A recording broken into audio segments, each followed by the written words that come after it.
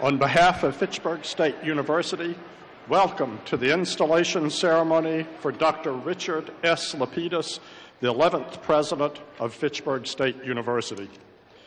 You have been listening to musical selections performed by the members of the Fitchburg High School Jazz Band and the Fitchburg State University Jazz Band under the direction of University Professor and Jazz Band Conductor Dr. Michele Caniato.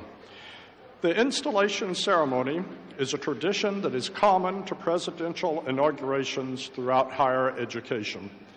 It is customary in academia for the formal installation to occur in the year following a new president's arrival.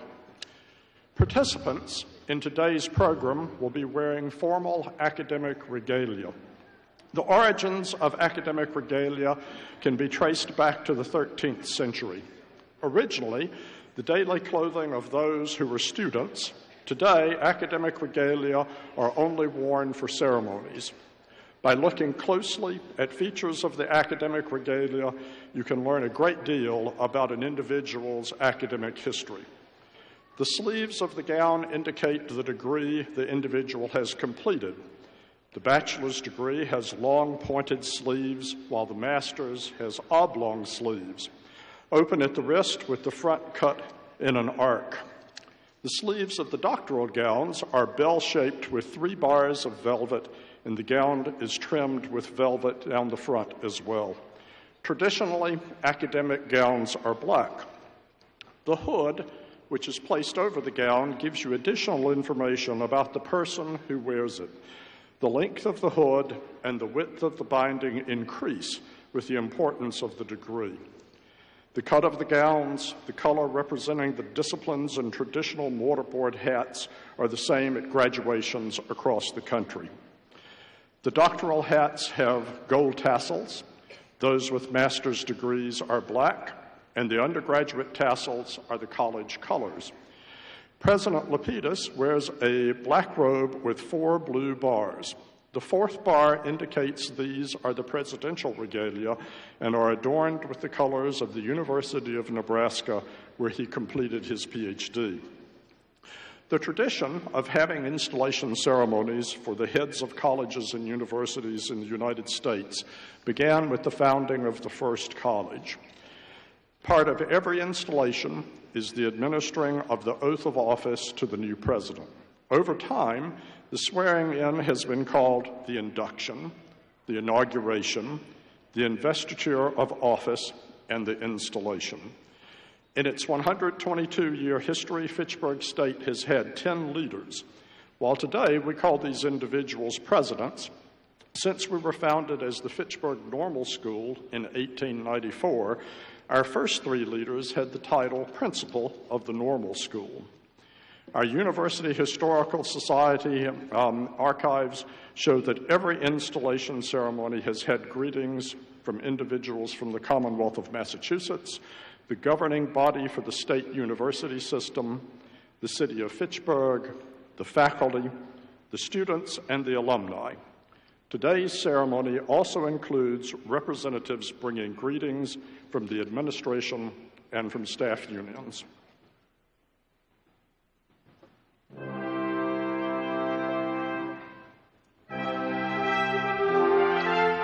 Please rise to welcome the Fitchburg State University processional for the installation ceremony of our 11th president.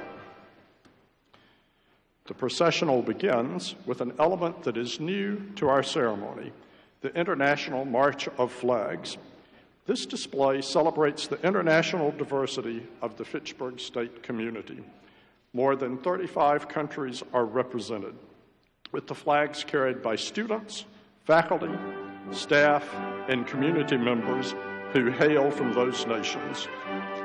The American flag leads the processional, carried by High Honors student James McKenna, a veteran of the U.S. military currently enrolled at the university. This celebration of the diversity of the university community continues with flags from Brazil, Bulgaria, Cameroon, Canada, China, Colombia, Cuba, the Dominican Republic, Ecuador, Egypt, Finland, Germany, Ghana, Haiti, India, Ireland, Italy, Peru, Kenya, Lebanon, Nigeria, the Philippines, Saudi Arabia, the Slovak Republic, Taiwan, Turkey, Uruguay, Venezuela, Vietnam, and Zimbabwe. The March of Flags includes representatives from community groups celebrating the region's diversity, including the Center for Italian Culture at Fitchburg State University, the Spanish American Center, the United Neighbors of Fitchburg, and the Finnish Center at Sima Park.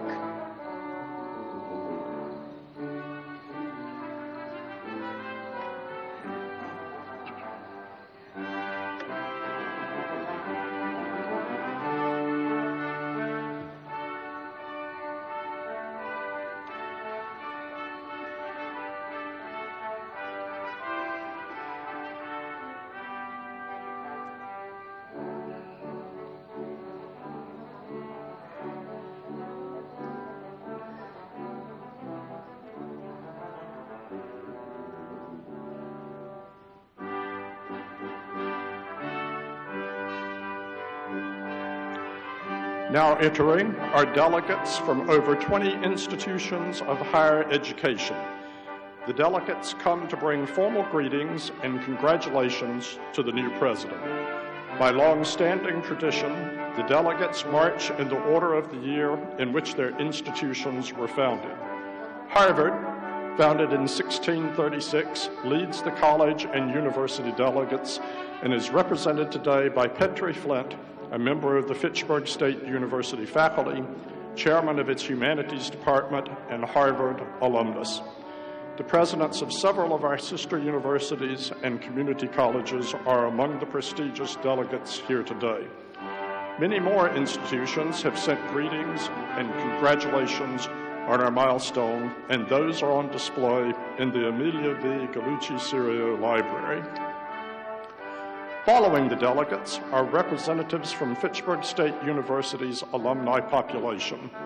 More than 43,000 people have graduated from Fitchburg State in its vaunted history, and we are honored to have representation from several years among those marching in today's ceremony. The alumni are led by Beverly Farias from the class of 1952. Each of the alumni participating are wearing yellow stoles representing the university's Alumni Association.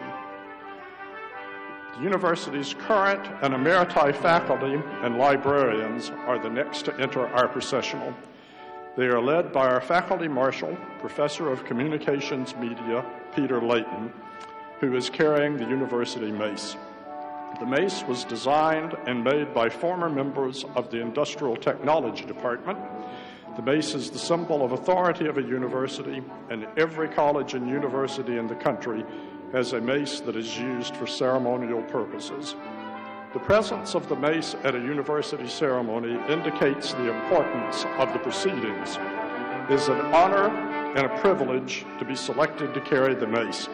Professor Layton is among the most senior faculty members at Fitchburg State.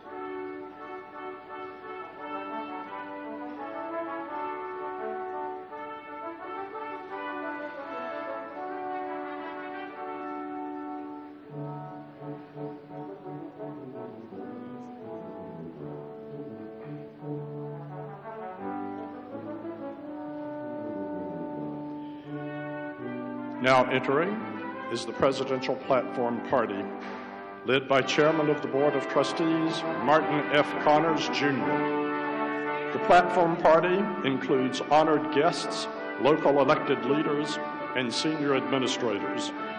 Today's Platform Party includes Secretary of Education James Pizer and Commissioner of Higher Education Carlos Santiago, who will be administering the ceremonial oath of office to President Lapidus.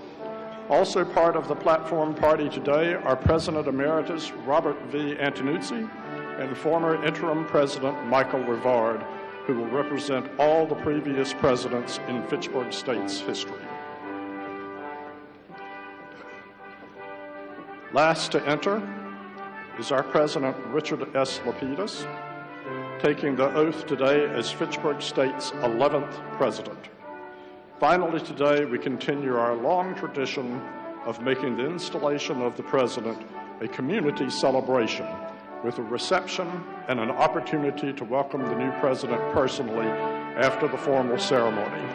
We thank you for being part of this historic occasion.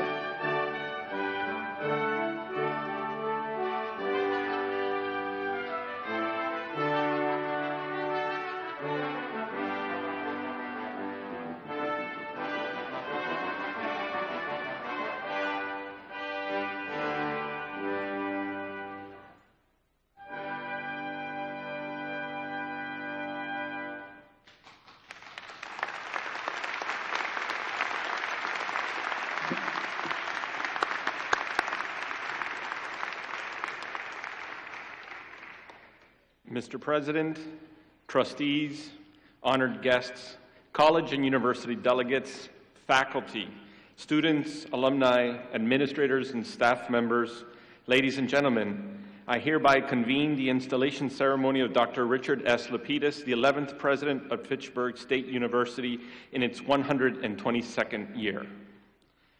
The Fitchburg State University ROTC members will now present the colors.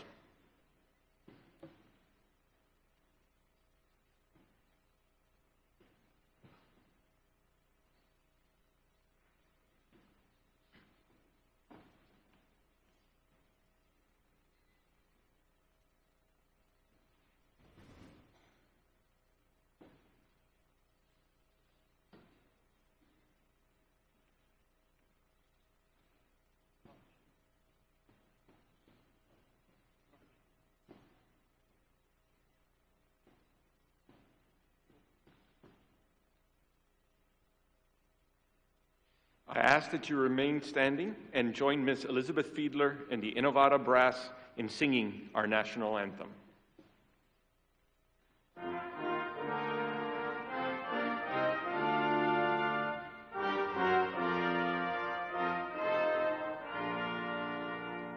Oh, say, can you see by the dawn's early light what so proudly we hailed at the twilight's last gleaming, whose broad stripes and bright stars through the perilous fight o'er the ramparts we watched were so gallantly streaming, and the rockets red glare, the bombs bursting in air, gave proof through the night that our flag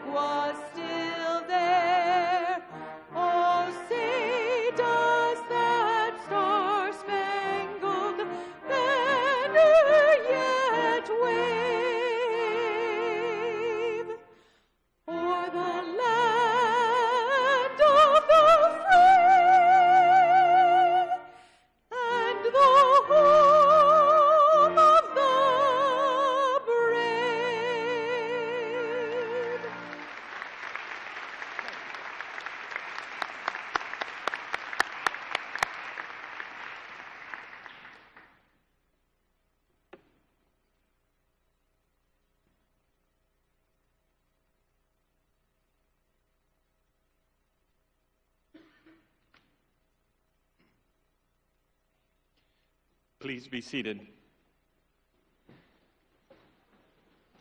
It is now my pleasure to introduce Mr. Martin Connors, Jr., Chairman of the Fitchburg State University Board of Trustees.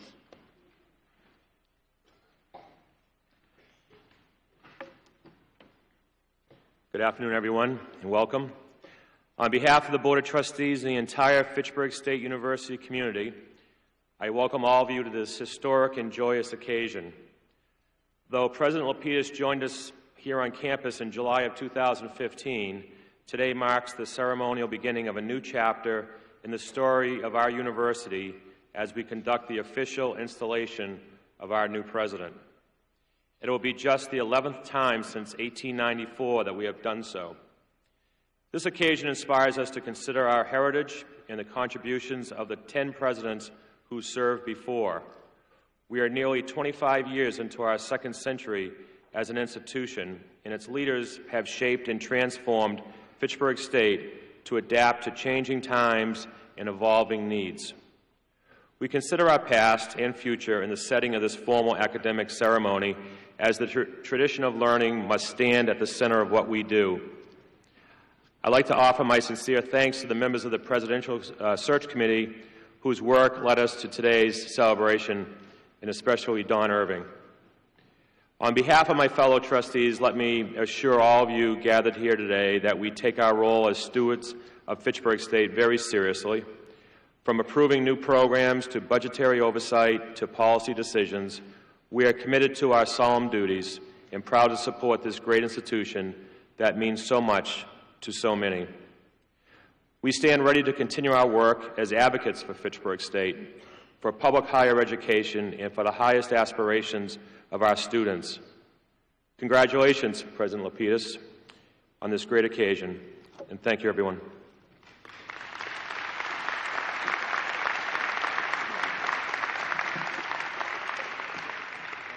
Thank you, Chairman Connors.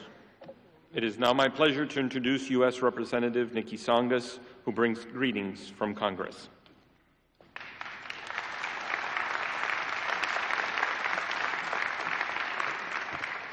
Good afternoon, and it's so great to be with you and to be here with President Lapidus, Secretary Pizer, Commissioner Santiago, all of you here in the room, guests, supporters, and friends of this great university.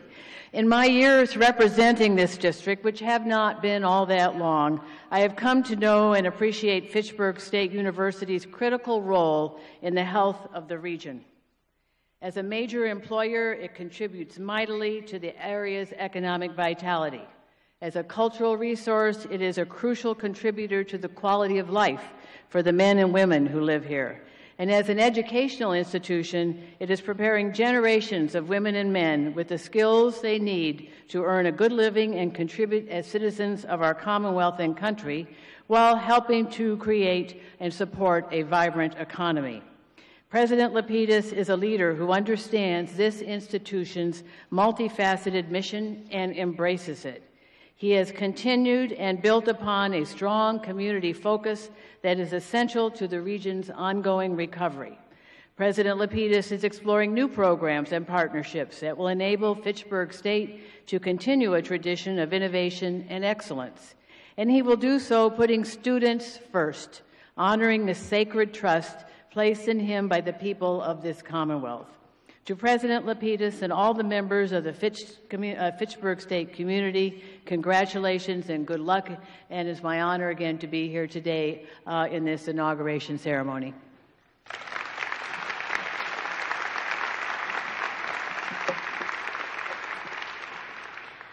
Thank you, Representative Tsongas. It is now my honor to introduce Massachusetts Secretary of Education, James Pizer, who brings greetings from the Commonwealth.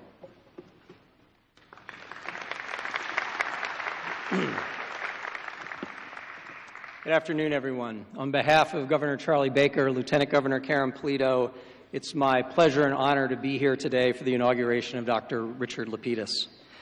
This is a crucial moment for higher education. Never have we been more dependent, economically, socially, or politically, on the educational achievement and attainment of our young people. and never have our young people been more dependent on a high-quality education to make their American dream a reality. At the same time, the Academy is entering a new era filled with challenges and rapid change. The Commonwealth students are increasingly diverse, often with greater social, economic, and educational obstacles to success. The rising costs of higher education are putting a college degree out of reach of many working families or saddling them with burdensome long-term debt. Emerging technologies are opening up new pathways for students to earn credits and degrees, and the needs and demands of employers facing global competition are shifting dramatically, sometimes within the span of a student's four-year college experience. Our public colleges and universities must embrace continuous and accelerating change in order to effectively and affordably serve the changing needs of their students and our economy. Rising to this challenge will require visionary, collaborative, and courageous leadership that is willing to take risks, break down barriers, and to make tough choices. In doing so, these challenges can be converted into great opportunities that have the potential to transform higher education and fuel the growth and success of our Commonwealth. Fitchburg State University is starting from a position of strength, thanks to the leadership of my old friend and colleague, Bob Antonucci. And it is now moving from strength to strength with the inauguration of Rich Lapidus. I look forward to working closely with President Lapidus in the months and years ahead as he leads Fitchburg to an even brighter future.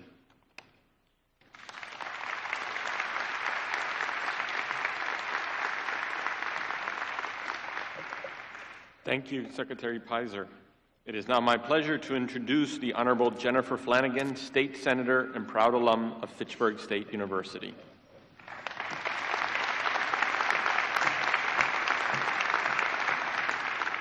Thank you. On behalf of my colleagues in the region's legislative delegation, it is my privilege to welcome you all and be a participant in today's celebration. With me today, I have Representative Steve Have from Fitchburg and Representative Jen Benson from Lunenburg. Thank you for being here. All of us gathered today have witnessed a landmark in the history of Fitchburg State with the installation of President Lapidus. In the past year of working with him, I have come to know him as a dedicated public servant. He is committed to the success of Fitchburg State students and mindful of the institution's role in the success of our entire region. Graduates of this great university will continue to shape the future of Massachusetts. As a legislator in the Commonwealth and a proud alum of Fitchburg State University, I understand what a critical role leaders in this community have to protect and nurture this university. President Lapidus, please know that we stand ready to help you in continuing this most important work. Thank you and congratulations.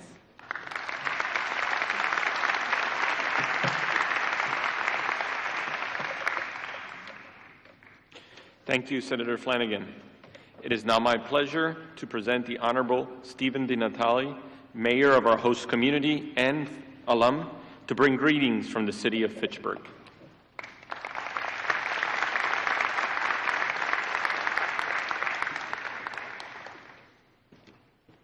Good afternoon, and thank you all for allowing me to be part of this most celebratory occasion.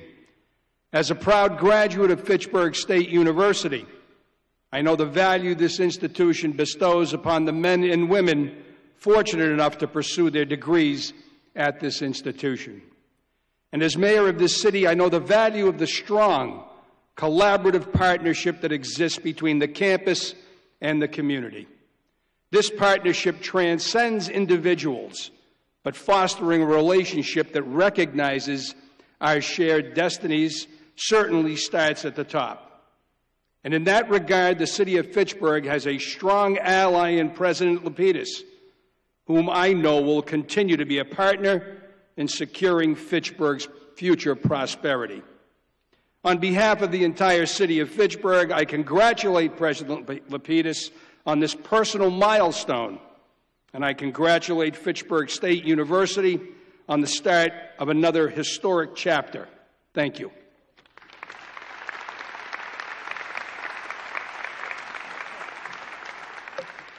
Thank you, Mayor DiNatale. Here to bring greetings from the Council of Presidents of the State Universities of Massachusetts is Dr. Javier Ceballos, President of Framingham State University.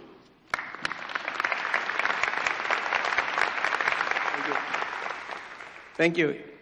It is such an honor for me to be here today on behalf of the State University Systems Council of Presidents to celebrate the inauguration of Richard Lapidus as the 11th president of Fitchburg State University. This is a landmark day for this fine institution, and I'm so glad to be able to join in the celebrations. In the short amount of time I've gotten to know Richard, one thing has become very clear to me. He cares deeply about the success and well-being of students.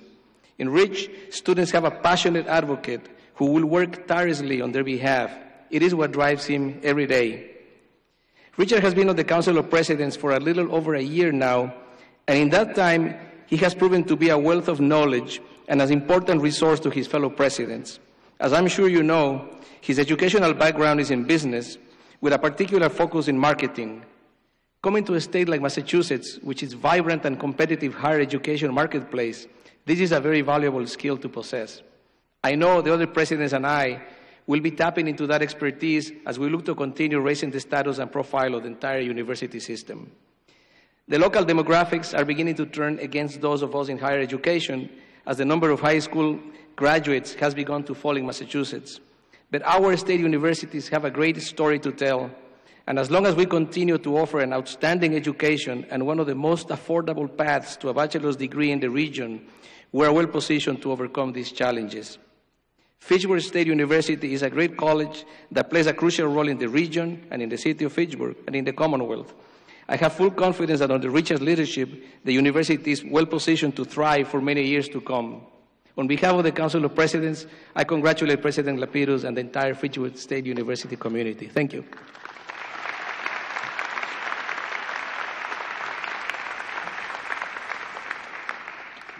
Thank you, President Ceballos. I'm now pleased to present Mr. Joseph McAloon, Professor of Business Administration and Massachusetts State College Association Chapter President, who brings greetings from the faculty.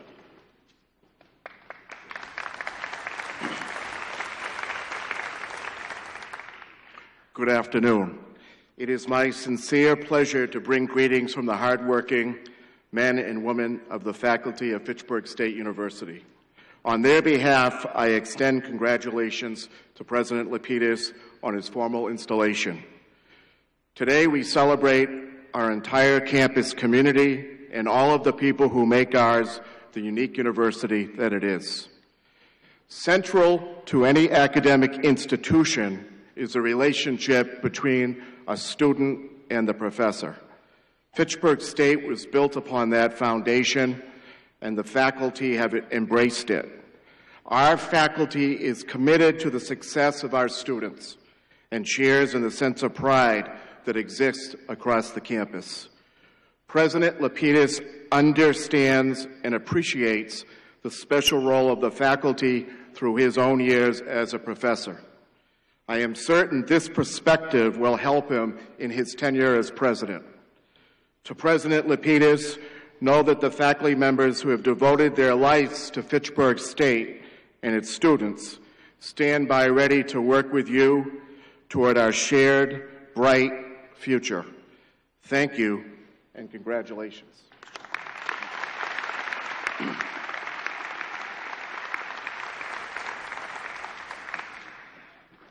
Thank you, Professor McAloon.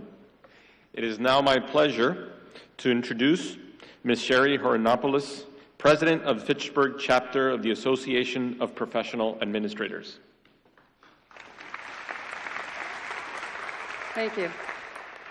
Good afternoon, Fitchburg State community and honored guests. On behalf of the Association of Professional Administrators, I am pleased to offer welcoming remarks to our 11th Fitchburg State University President, Dr. Richard Lapidus. The APA members I represent in every office on this campus are committed to the mission of supporting student achievement academically, socially, technically, and athletically. We are often the first employees of the university that students encounter on their journey to higher education at our proud institution. Our daily work ensures a healthful, purposeful, and engaging path to graduation, continued education, and future success. In November 2014, my APA position offered me the privilege of serving on the Presidential Search Committee.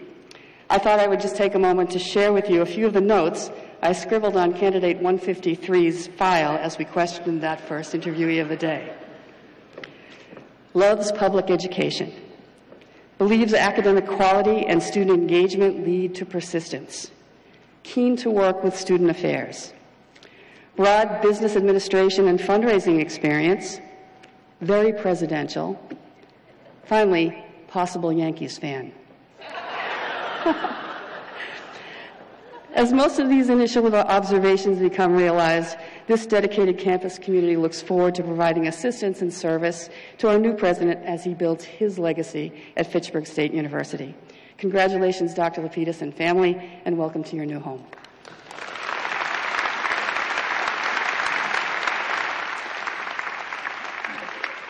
Thank you, Ms. Hornopoulos. I am now pleased to welcome Ms. Gail Feckley, Steward of the Fitchburg Chapter of the American Federation of State, County, and Municipal Employees.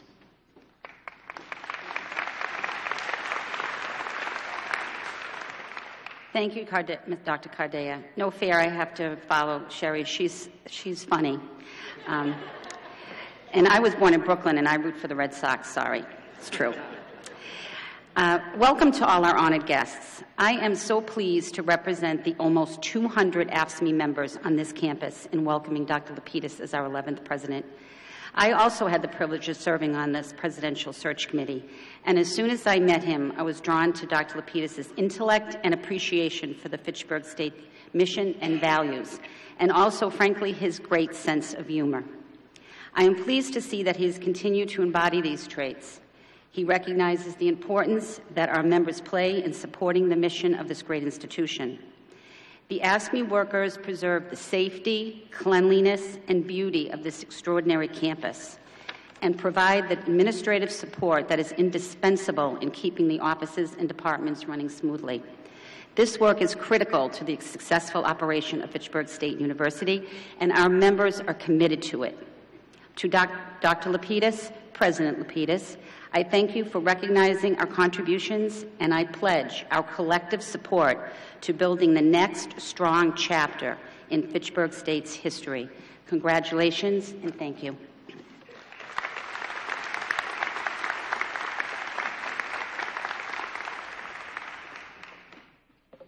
Thank you, Ms. Feckley. I am very pleased to introduce Mr. Christopher Fisk, President of the Student Government Association, who will bring words on behalf of the students at Fitchburg State.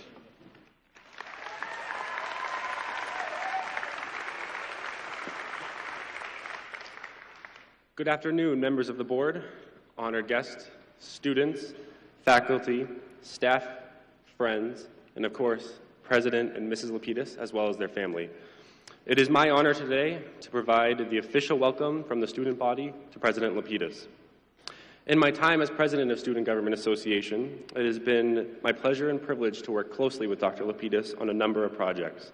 He is a strong leader with a keen mind and a rightful focus on student success. On behalf of the students at Fitchburg State University, congratulations to President Lapidus. May your time here be successful and your legacy be an even stronger institution. Thank you.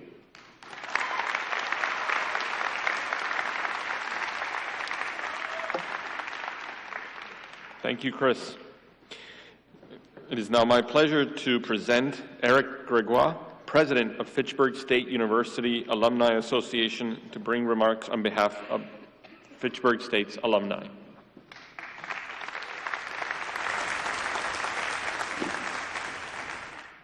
Good afternoon. As president of the Fitchburg State Alumni Association, it's my honor and privilege to bring greetings from my fellow alumni. It is often said that alumni serve as historians and stewards of tradition for their respective institutions. I'm proud to stand here today to remark on our storied 122-year history and celebrate the advent of a new chapter. I'm often struck by the commonality of experiences alumni from different decades share when they speak of their time here. At the core is the notion that the university is a bright beacon of opportunity for students of all backgrounds. You can foster your dreams with the help of talented faculty and staff prepared to make a difference in our world. The campus and the academic programs might have changed over time, but the essence of Fitchburg State has endured. Consider for the moment the thousands of people whose lives have been positively impacted by our alumni and university community, whether they are enthusiastic teachers, devoted nurses, or talented artists. Their reach is boundless. This is what makes Fitchburg State such a special place, where individuals can make a monumental difference in our society, immeasurable by metrics. On behalf of the over 43,000 proud alumni from across the Commonwealth, country, and globe, it is my pleasure to congratulate Dr. Richard Lapidus on his installation as president. We are thankful for your dedicated service to our university community, and we wish you great success. We look forward to the bright future still ahead for Fitchburg State. Thank you.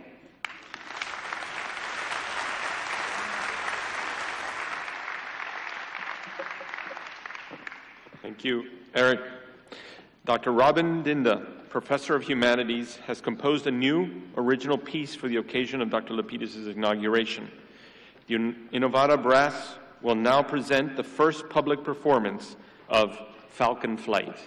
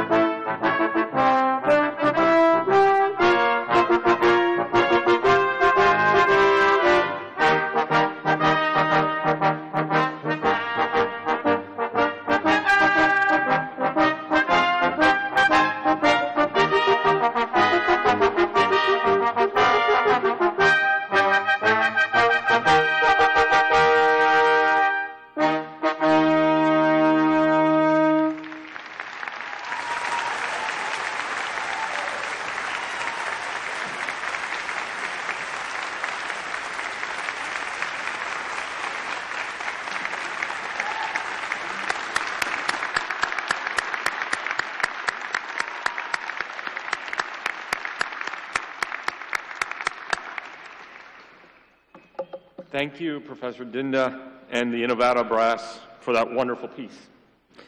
It is now my pleasure to introduce Donald Irving, member of the Fitchburg State Board of Trustees, who chaired the search committee that selected Dr. Lapidus.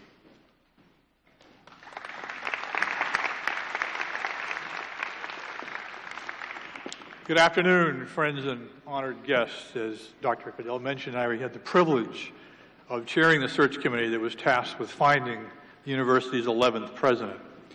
Our president at the time, Carol Vittorioso, did a wonderful job of appointing this committee, and it was a true cross-section of the university community. It was represented by trustees, faculty, staff, administrators, students, local residents, and a representative from the Board of Higher Education.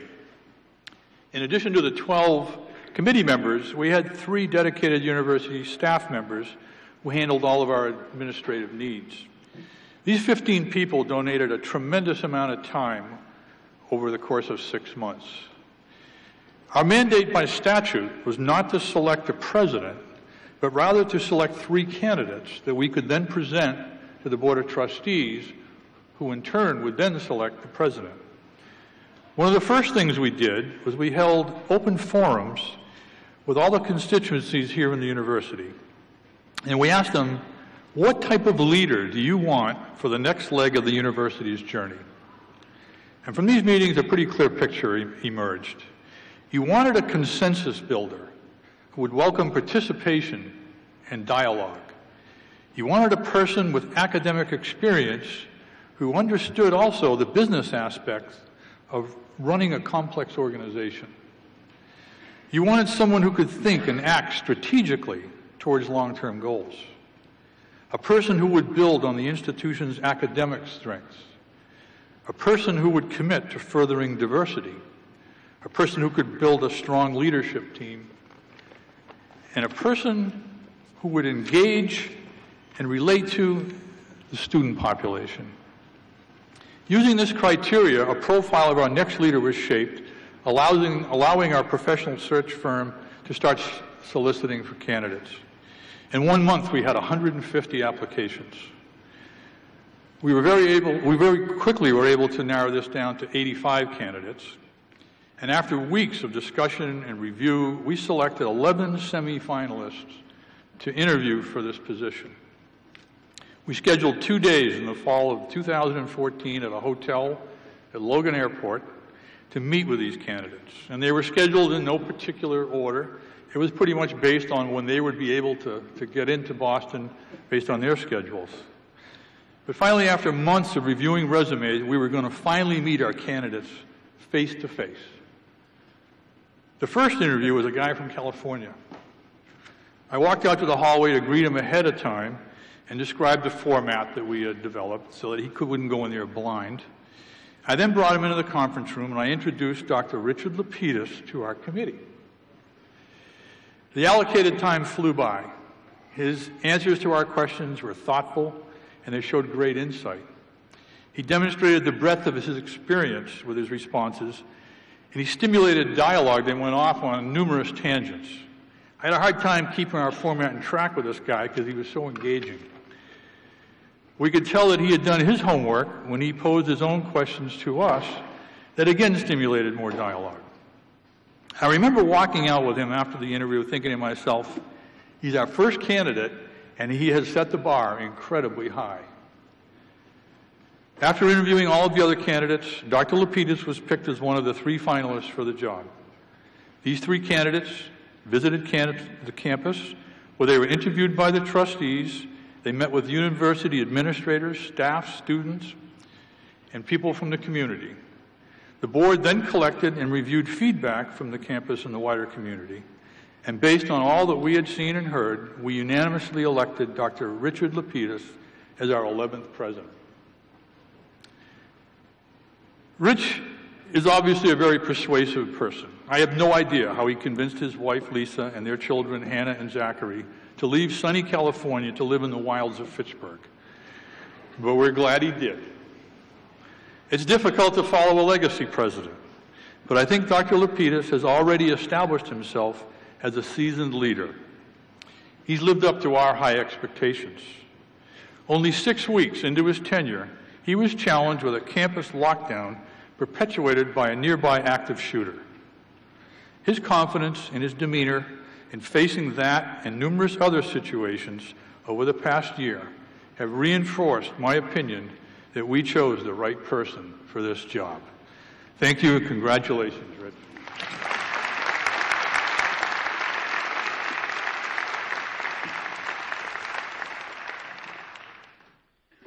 Thank you, Trustee Irving.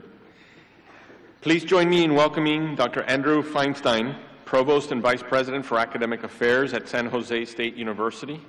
Dr. Feinstein has known President Lapidus for more than 20 years, since they started together at the University of Nevada at Las Vegas. He joins us today to tell us more about Rich Lapidus from the perspective of one who has known and worked with him. Welcome, Dr. Feinstein.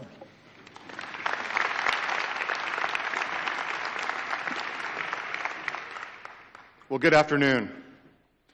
I'm honored to be here today with students, faculty, staff, administrators, friends, family, and distinguished guests to celebrate the inauguration of my good friend, Rich Lapidus, as the 11th president of Fitchburg State University. All of you have had more than a year to get to know our new president, and I'm confident that you already have discovered what a good person and great leader he truly is. I have known President Lapidus professionally and personally for more than 20 years, and I want to share just a few thoughts on what makes this man exceptionally suited to lead such a vibrant public university here in Massachusetts. In 1991, Rich came to the University of Nevada, Las Vegas as an assistant professor of marketing. At that time, I was in the last year of my bachelor's degree in hotel administration. I returned to the Las Vegas campus as a hospitality management faculty in 1999, and we became professional colleagues and friends. Serving together as department chairs and associate deans, I observed firsthand Rich's thoughtful approach to strategic planning, and I was introduced to his very good sense of humor, which came in handy as we dealt with the usual challenges of enrollment and budgeting at a public university. Those are challenges that we all know quite well. I left UNLV in 2007 to become Dean of the Collins College of Hospitality Management at Cal Poly Pomona. In 2009, I was a member of the search committee that identified Rich as the right person to become Dean of the university's College of Business Administration. We were back together again, this time as college deans. It was during these years that I truly got to know Rich as a person. My daughter, Rachel, was also taught by Rich's wife, Lisa, in second grade at Sycamore Elementary School. Serving as colleagues on the university's academic affairs leadership team, I was witness to Rich's intuitive, visionary, and inspirational style and the positive impact he has on those fortunate enough to work closely with him. Rich, I recall vividly that you continued to approach every day with a smile, and your sense of humor remained intact, even as you took on increasingly challenging responsibilities, all in the midst of a severe economic downturn. Rich was a wonderful colleague. As I worked to develop a Master's of Science program in my College of Hospitality Management, he was an ardent supporter of the effort. Although there were detractors who thought I ought to leave management education to the College of Business, the dean of that college, Rich, worked with me to garner support for this new program. Simply put, he cared most about what was best for the institution and its students. I have benefited from his personal support for more than a dozen years. But more than that, I admire your president's dedication to serving students and to the mission of the public university. As dean, he enabled the creation and growth of a success center for underserved, at-risk students. He established articulation agreements with area community colleges to help ensure seamless transition for transfer students. Rich has always been dedicated to returning veterans seeking to resume their academic pursuits. The fruit of that commitment now is being realized here with the establishment of a Veterans Center at Fitchburg State. His dynamic personality makes him well-suited for the advancement and philanthropic work required of a university president. At Cal Poly Pomona, he raised more than $24 million and actively supported a $150 million comprehensive campaign through national alumni and industry engagement. He increased student financial support and launched a full-ride scholarship program for high-performing students. He aimed high by guiding the fundraising and completion of 3 buildings that together comprise Cal Poly Pomona's College of Business complex. This $42 million project created 21st century teaching and learning spaces that provide flexibility for faculty and staff to design and deliver an exceptional curriculum that focuses on student engagement. Our overriding philosophy was learn by doing. Rich, this moment is the culmination of more than 25 years of accomplished service in higher education, a quarter century, and you don't look old enough to be working that long. As our careers have evolved, we've pretty much moved side by side through academic administration. The only thing that is bittersweet about this day is that you skipped past provost and beat me to your first presidency. Well, seriously, I am honored to have worked with you for so many years and to have watched your maturation as a deeply devoted and highly effective leader. So it is with complete confidence and great affection that I assure the Fitchburg State University community that they have selected a great leader as their 11th president. Rich, I know you will serve Fitchburg State University's community with the same commitment I saw from you at the University of Nevada, Las Vegas and Cal Poly Pomona. I wish you all the best in your presidency. Thank you.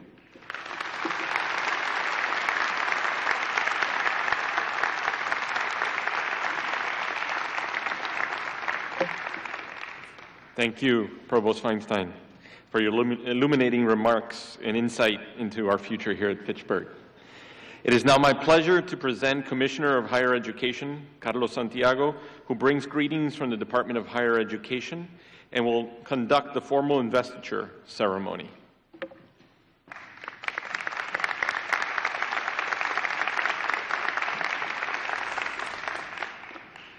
Good afternoon. I'd like to begin by acknowledging the college and university leadership that's here, elected officials, board members, community supporters, faculty, staff, and especially students. I bring you greetings and congratulations on behalf of the Massachusetts Board of Higher Education this afternoon. I need to also acknowledge the work of the former board chair, Carol Victoriosa, and Search Committee Chair, Don Irving, for their work in bringing to us an exceptional presidential candidate. I look forward to working with current board chair Marty Connors, and I am delighted to be here to honor Dr. Richard Lapidus. You made a great choice. We are all proud of the progress that Fitchburg State University has made in supporting its students. Fitchburg State University rightly prides itself on providing a beautiful campus setting and on fostering a closely knit community. Every time I have traveled here and visited with students, faculty, staff, and community members, I am reminded of the importance of this institution to the vibrancy of this community and of this region. In the limited time I have worked with and gotten to know President Lapidus, I know that he shares this desire to continue to strengthen the bonds between the university and its surrounding community. This is a source of pride that needs to be preserved as a model for other regions of the Commonwealth. I commend all of the faculty and staff for the dedication to their students that made this outcome possible. On many different occasions, I have stated how important our state universities are to the future of the Commonwealth.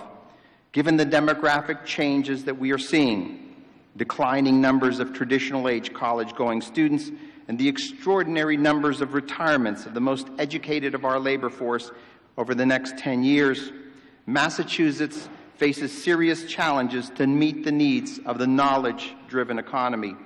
We are the most educated state in the Union, with over 50% of our population having some post-secondary degree or credential.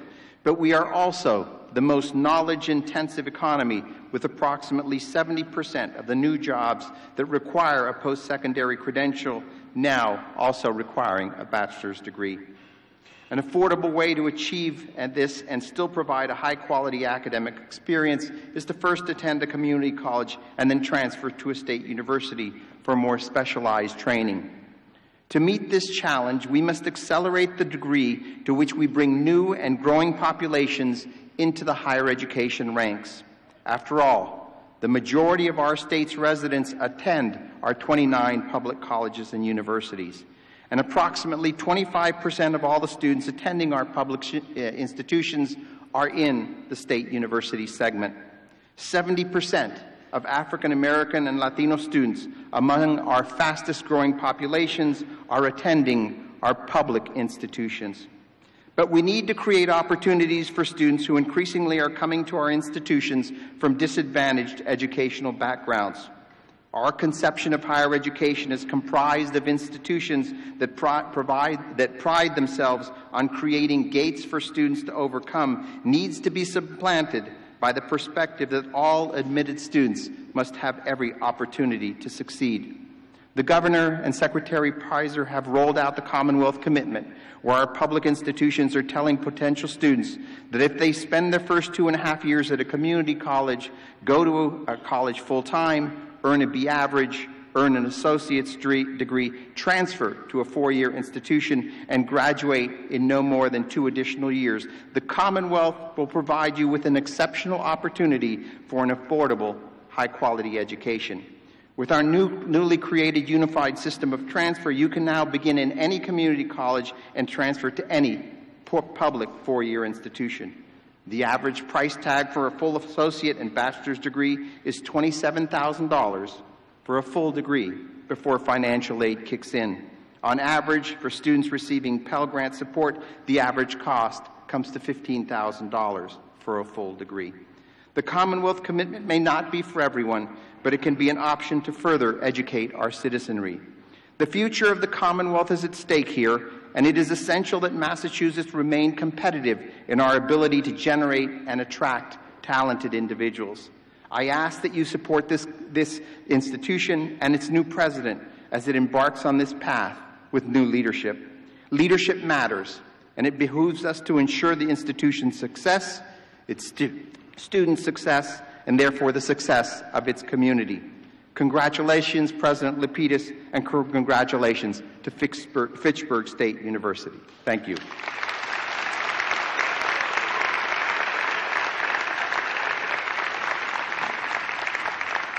Would Dr. Richard S. Lapidus please join me as I administer the oath of office for presidents of state universities in the Commonwealth of Massachusetts? Please repeat after me.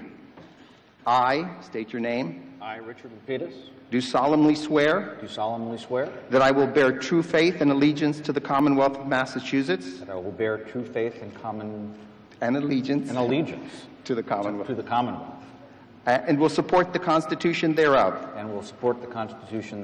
So help me God.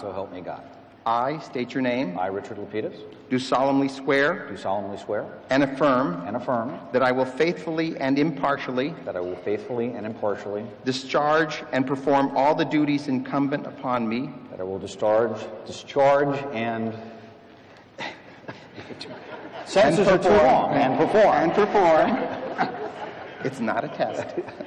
All the duties incumbent upon me as president of Fitchburg State University.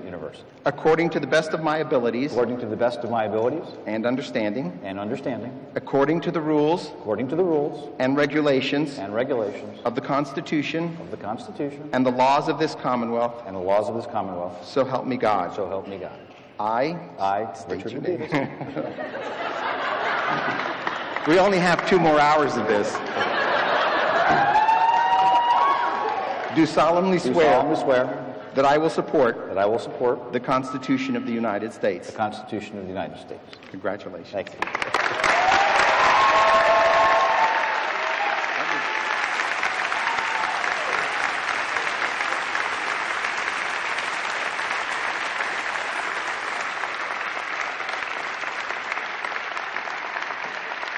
I would now like to ask President Emeritus Robert Antonucci to join me at the lectern.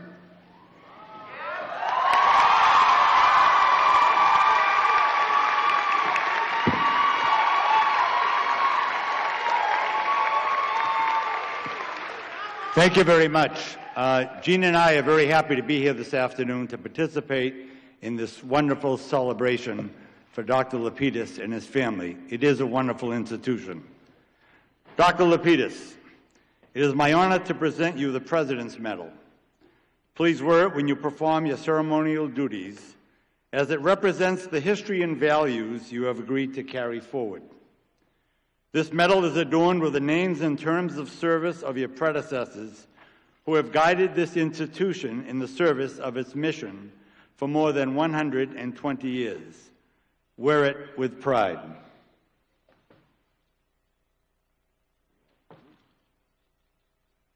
Congratulations, President Lapidus.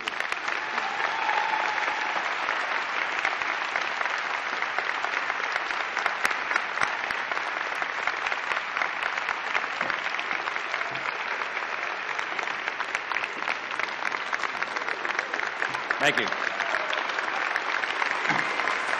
Thank you very much. Thank you. Well, good afternoon, and thank you for being a part of this special day. Let me begin by taking the opportunity to thank the Inauguration Committee and all the volunteers for the time and energy it took to planning this event and for the incredible schedule of activities that have taken place up to this ceremony and for those that will continue throughout the remainder of the week. I'd also like to highlight the community jazz band that played earlier, consisting of Fitchburg High School students, our own Fitchburg State University students, and musicians from the local area. They're a great example of collaboration among members of our educational system and the broader community. I would also like to recognize our own Robin Dinda for his original composition performed by the Innovator Brass.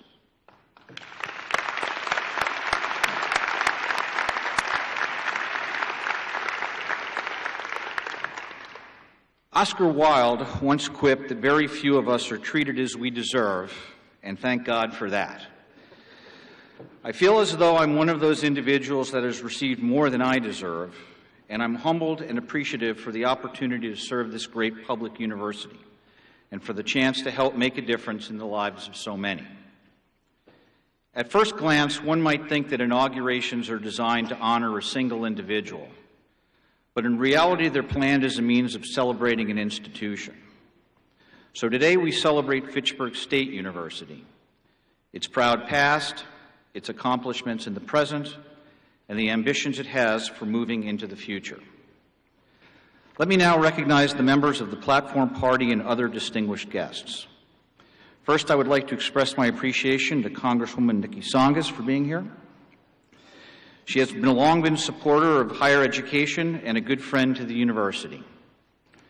Although Congressman Jim McGovern could not be with us today, Board of Trustee member Gladys Rodriguez-Parker is doing double duty by representing his office. So thank you, Gladys. Thank you, Secretary Pizer and Commissioner Santiago, for your kind words and the important work you do in support of higher education in the Commonwealth. Today's celebration is also benefited by our State Senator Jennifer Flanagan, State Representatives Benson and Hay, Mayor DiNatale, Superintendent Ravenel, and other government, civic, and business leaders in attendance. I want to express my sincere gratitude to Chairman Connors and our outstanding Board of Trustees for the faith and trust you've placed in me to lead this university. Thank you for being here, and thank you, Marty and Don, for your kind words. Thank you also to our Foundation Board members. I'm honored that you could join us today. I'd like to acknowledge and thank the many distinguished delegates that join us from institutions near and far, and thank my presidential colleagues from sister institutions for being here this afternoon. Thank you, President Ceballos, for your thoughtful comments. I'm happy that former President Antonucci is here today. He has been a great help to me as I've transitioned into this position. I would also like to welcome former Interim President Rivard. I'd like to thank the Cabinet and Deans for your participation. I know how much you enjoy the opportunity to wear your regalia. To my good friend, Dr. Andy Feinstein, thank you for participating in today's ceremony. We followed a similar path for a very long time, and it means a lot to me that you flew across the country to be here today. Thanks, Andy. Thank you, Joe, Sherry, and Gail from MSCA, APA, AFSCME for your kind words and support. I'd like to thank Eric Gregoire for his leadership of the Alumni Association and Chris Fisk for all that he does on behalf of the Student Government Association. To all of my colleagues, the university's reputation as an outstanding institution is a testament to your dedication and hard work, and the reason that I can proudly say that Fitchburg State is a unique and special place to work. To our faculty, it has been said that great teachers bring their students into the world and show them how they fit. I have witnessed firsthand your passion and dedication for teaching and learning, and know that you will continue to challenge your students, expand their perspective, and inspire them to explore the endless possibilities that lie on the horizon. There is no more noble profession than teaching.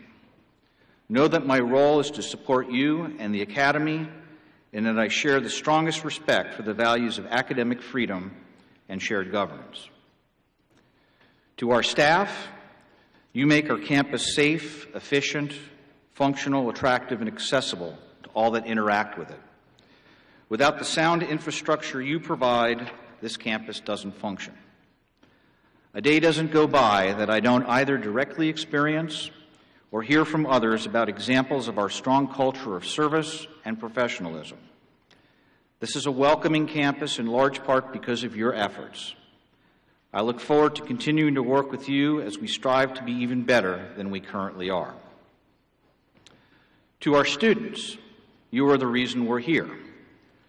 You are our country's future, and I must say that our future looks extremely bright.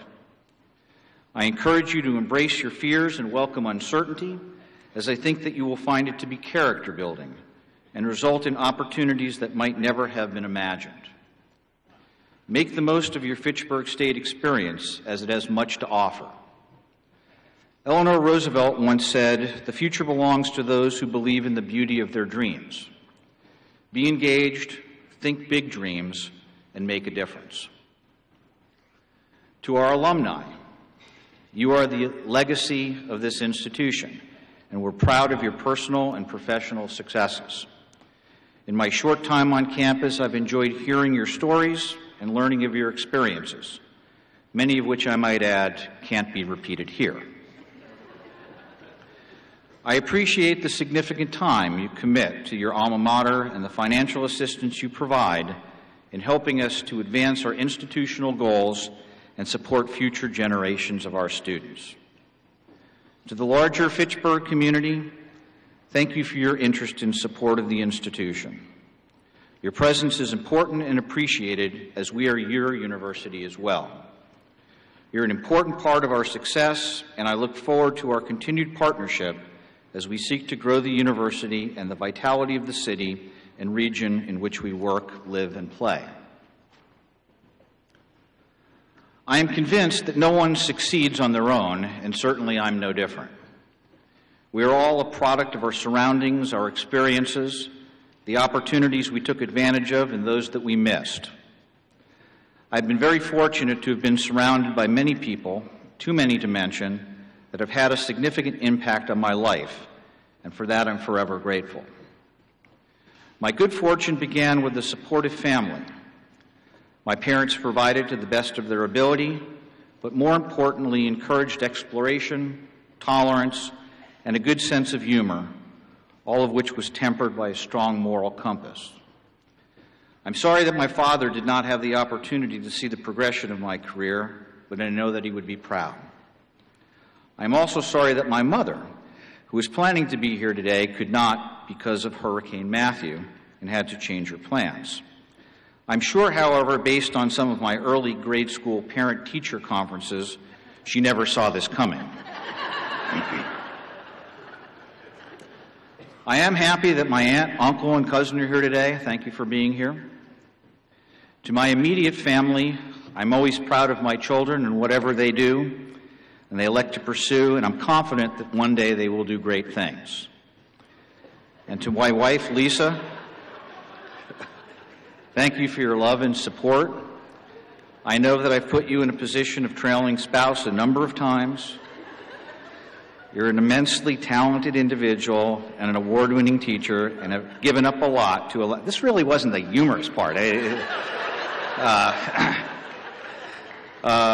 Given up a lot to allow me to pursue this opportunity. I can think of no better life partner.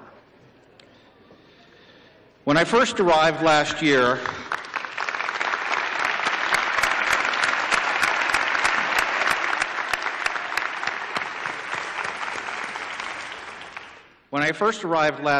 I remember walking the campus one evening, or perhaps more appropriately for Massachusetts, in the words of Thoreau, sauntered about campus, taking in all the sights and sounds, and trying to absorb the culture and life that characterizes our community. There were people all around, talking, laughing, and enjoying each other's company. I saw faculty working with students in their offices and in their labs. The lights from the library glowed brightly. Hammond Hall was alive with activity, as was the recreation center. I watched people of all ages from the surrounding neighborhoods enjoying the beauty of the campus while walking their dogs. I recall watching a group of students playing beach volleyball not too far from my office in Sanders, and initially thinking about how the court uniquely contributed to the general interest of the landscape, and smiling to myself, wondering whether it had been recently built, less the palm trees, just in case I was missing Southern California.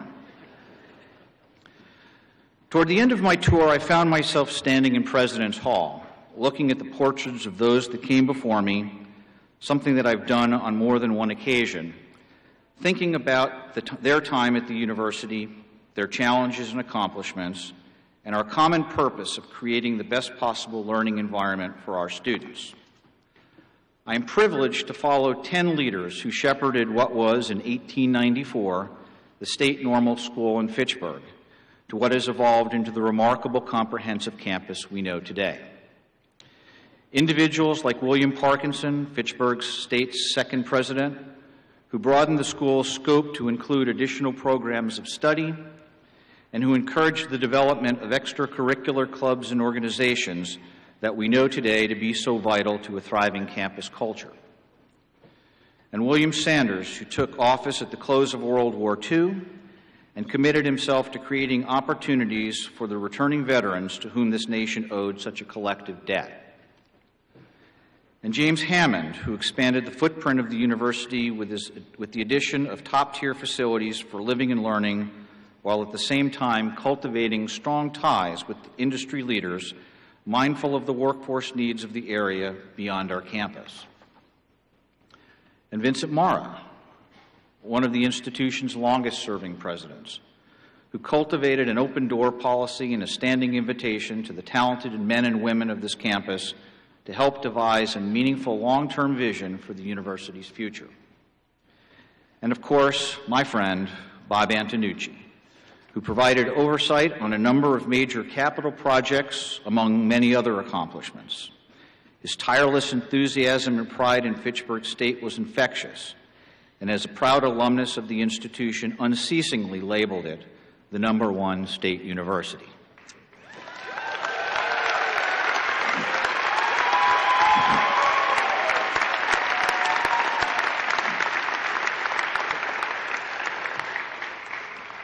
Each has moved the university forward in their own way and provided the leadership necessary for institutional growth and improvement.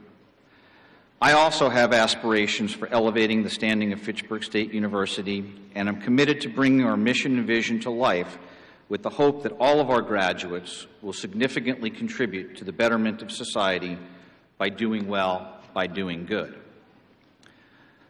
I would like to outline 3 foundational pillars: the centrality of students and our ongoing mission of teaching and learning, the fostering of diversity and inclusiveness, and our obligation as a steward of place that I believe are necessary to achieving this lofty goal.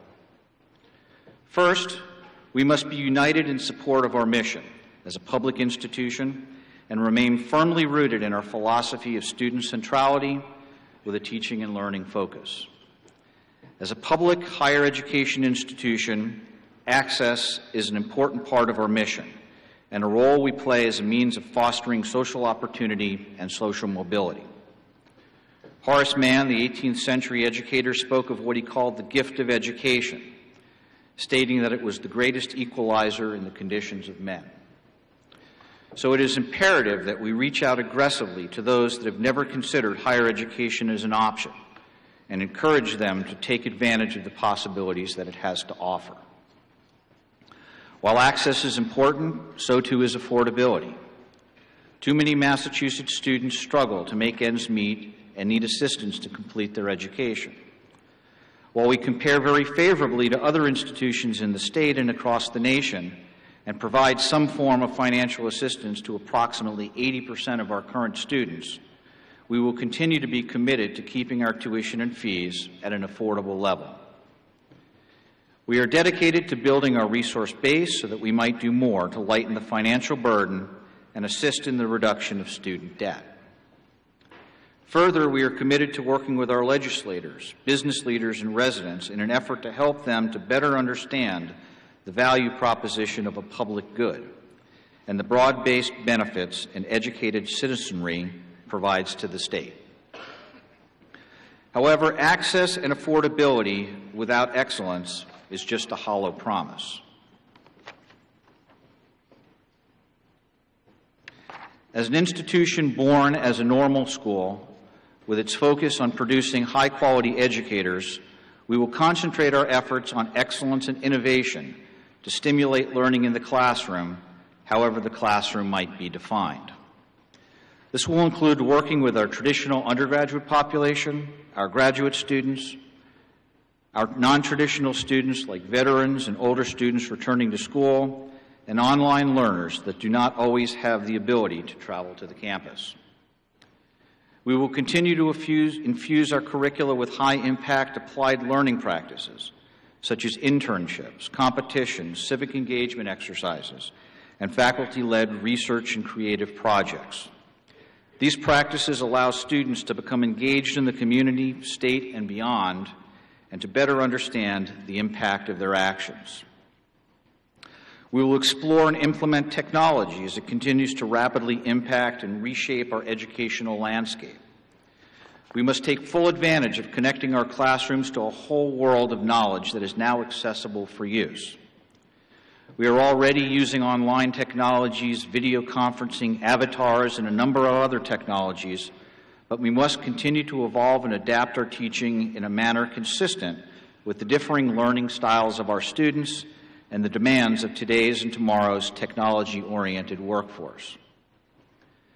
Additionally, we will continue to strengthen existing academic programs and grow new and unique programs that accommodate the academic needs and career aspirations of our student population, ever cognizant of meeting the changing needs of our state's workforce. Recent additions in game design, criminal justice with a policing concentration, and an early childhood education program with a birth through 8 concentration are but a few examples of programs that are positively contributing to the portfolio of campus offerings in important and evolving areas of state need. It is our aspiration to both better meet the needs of our region and be recognized as a destination campus for the Commonwealth and beyond. Each of these programs must be firmly grounded in a liberal arts foundation. We cannot be an excellent comprehensive university if we do not ensure that students are exposed to the humanities, the fine arts, and the liberal arts. Such study promotes critical thinking and problem solving and strengthens cognitive and creative abilities that are essential to success in any discipline. Students must also be challenged to assess their values, as surely they will be confronted with situations that test their moral and ethical standards. As Mark Twain once remarked, it is curious that physical courage should be so common in the world and moral courage so rare. With the world moving at a pace faster than at any other time in human history, our students must be prepared to be lifelong learners, capable of adapting to change and adept at reinventing themselves and able to do so with integrity. The second pillar requires us to foster a campus community that embraces inclusion and appreciates the richness that stems from diversity. This includes the diversity of our faculty, staff, and students. Our campus must remain a welcoming place where everyone feels safe and is treated with respect. I'm committed to these principles and will continue to work hard in support of strengthening our inclusive culture. Our goal is to create a learning community that reflects the region, thus producing a rich tapestry woven together by the broadest range of cultures, experiences, beliefs, and orientations. It doesn't matter from what station of society our students come from.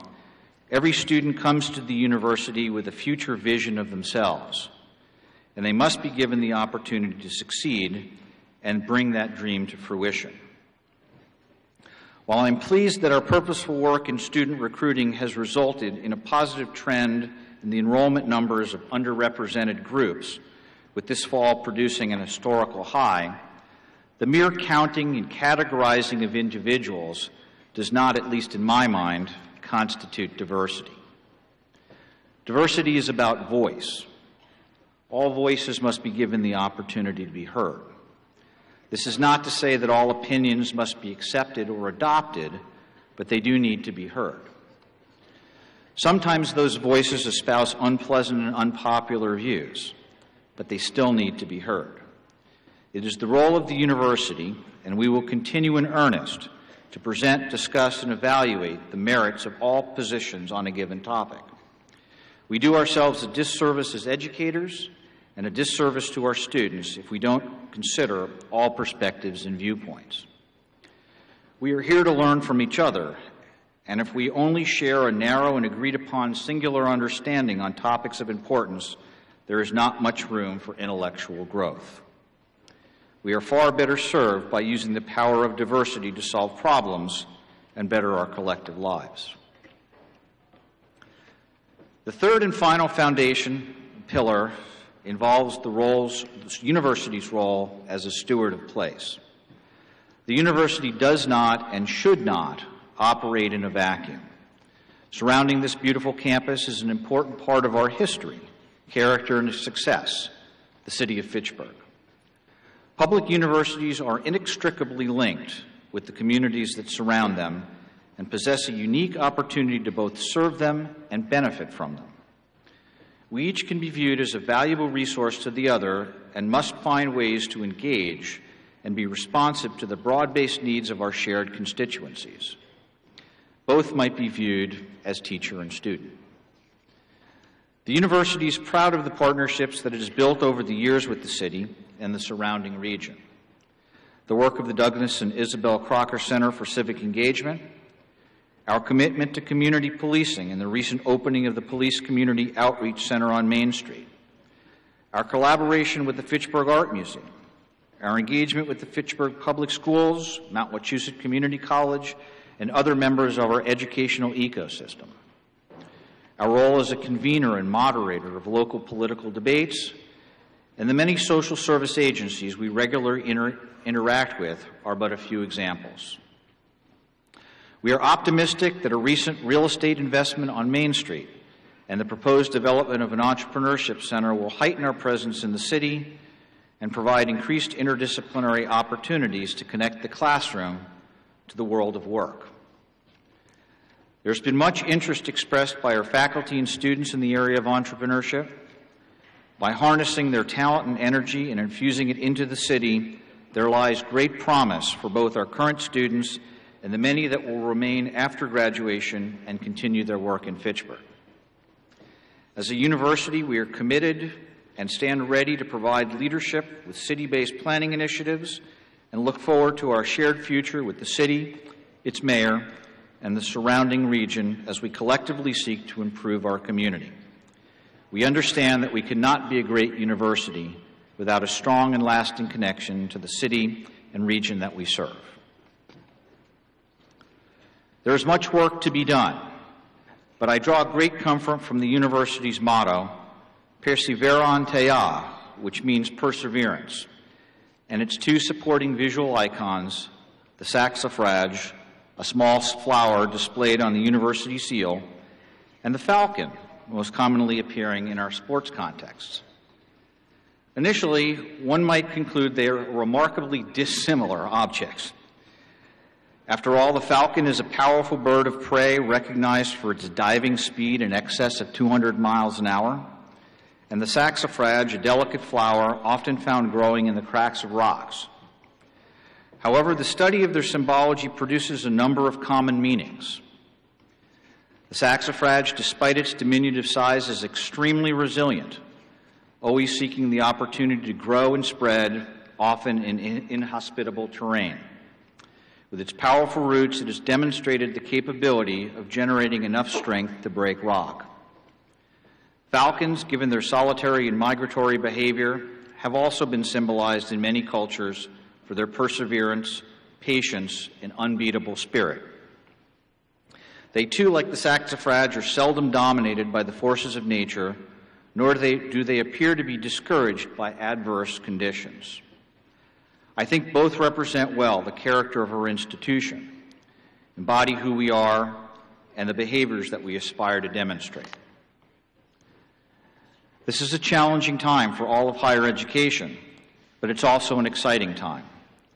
As the saxifrage and falcon validate, with perseverance comes opportunity, and with opportunity comes positive change. But as I said at the beginning, no one can do it alone. I know that with your help and commitment, we as an institution and as a broader community are well positioned to transform the lives of many and shape the leaders that will be charged with the weighty task of building a better tomorrow. Thank you very much, and go Falcons!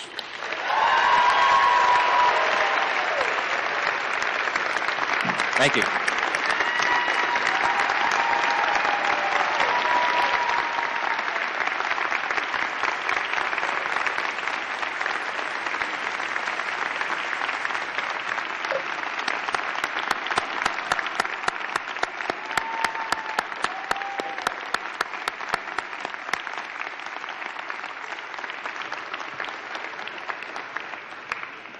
On behalf of the Fitchburg State University, thank you, President Lapidus, for those inspiring remarks, and we commit ourselves to make sure that you do not do it alone, but you have us with you.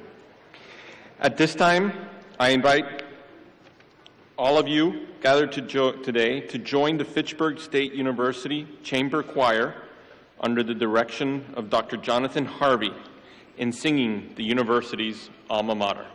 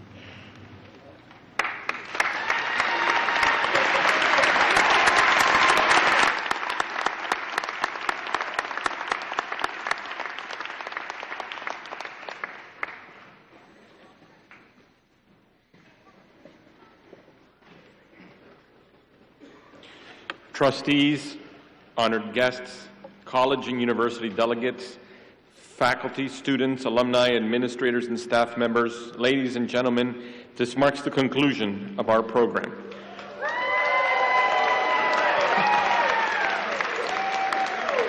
We ask that you remain at your seat until the platform party has recessed. Immediately after the recessional, please join all of us at a reception for President Lapidus featuring the entertainment by the Fitchburg Community Orchestra under the direction of Dr. Hildur Schilling. I now declare the installation ceremony for Dr. Richard S. Lapidus, 11th President of Fitchburg State University, to be officially closed.